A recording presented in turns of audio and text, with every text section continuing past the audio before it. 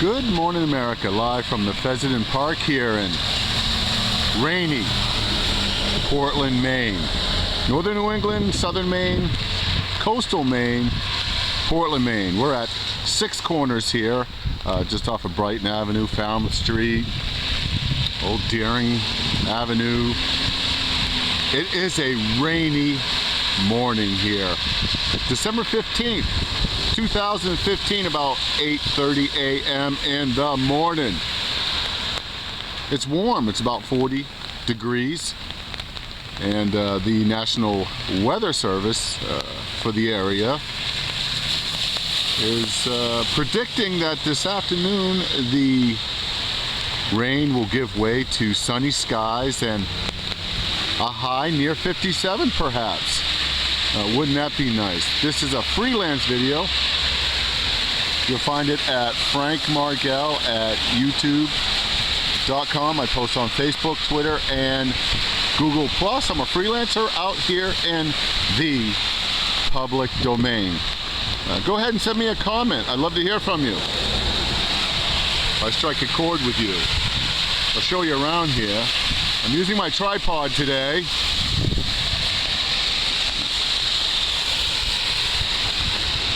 I noticed that oftentimes when I walk and talk around with my little portable Samsung camera here, it's jumpy. I might be able to remedy that, but nonetheless, I will also remind you that I'm not affiliated with any of the businesses or enterprises that you may see in the video today. What's today's topic? What on earth am I doing out here in the rain other than getting wet? well, let's see. Over there we got the Old Glory. We got the University of Southern Maine. Let's take a minute and pledge allegiance to the flag, and we'll get to the topic of discussion this morning on this Toe Tapping Tuesday, December 15th. Okay, take a minute and pledge with me if you'd like. I pledge allegiance to the flag of the United States of America and to the republic for which it stands, one nation under God, indivisible, with liberty and justice for all. God bless America. God bless the one free nation. And God bless you. Well, lately I've been following a couple of stories here in the local area of Portland, Maine. And I came across some information on the World Wide Web regarding the University of Maine cutting tuition costs for out-of-state students. That's right. And in the past, I've been commenting on the university's budget woes and the fact that they are having a very difficult time establishing a bottom-line budget and sticking to it. So recently I came across some more information as I continue to follow up on this ongoing saga regarding the University of Maine's budget woes.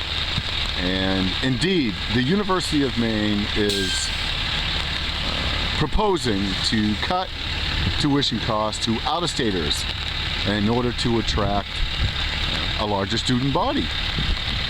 And perhaps that would yield a better budget. You think? Well, while that is going on, we also have another issue that may parallel this issue, and I'll try to connect the dots. Go ahead and check your facts. But right down there on Deering Avenue, you go past the King School, you're going to run across the Deering Oaks.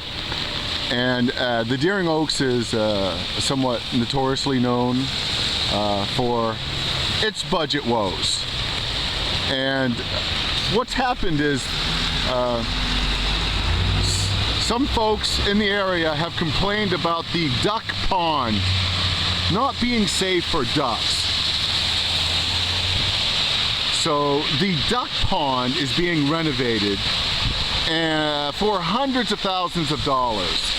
And by way of maintenance fees and park fees, the cost could easily accumulate to $1 million to make it safe for the ducks to swim in the Deering Oaks Duck Pond. Now, some of these fees will accumulate over years, so go ahead and check your facts, but the Deering Oaks Duck Pond is being renovated in order to house the ducks.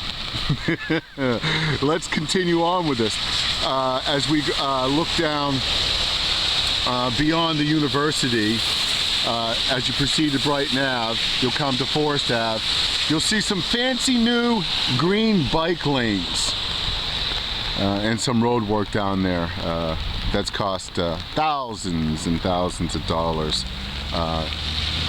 and roadway fees to add a stretch of green bike lanes to the area. What does housing ducks, infrastructure work on roads to provide for fancy green bike lanes, and the university's budget woes have in common? Well, let me try to tie this together for you. And again, if I strike a chord with you, go ahead. Send me a comment at frankmargell@youtube.com. I'd love to hear you give me your 2 cents, so to speak. And feel free to do so. Agree with me, disagree with me, send me some facts.